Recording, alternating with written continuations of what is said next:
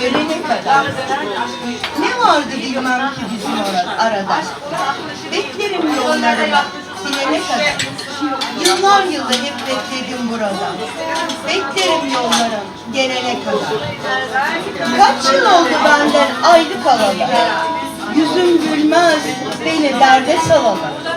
Gözlerim yaşlarla doldu dolalı. Beklerim yollarını silene kadar. Yeşermiyor artık yüce dağlarım. Viran oldu bahçelerim, bağlarım. Senin için gece gündüz ağlarım. Beklerim yollarım gülene kadar. Anlar mısın ziyaninin halinden? Bülbül vazgeçer mi gülünden? Kurtulabilseydim elin dilinden. Beklerim yollarım ölene kadar.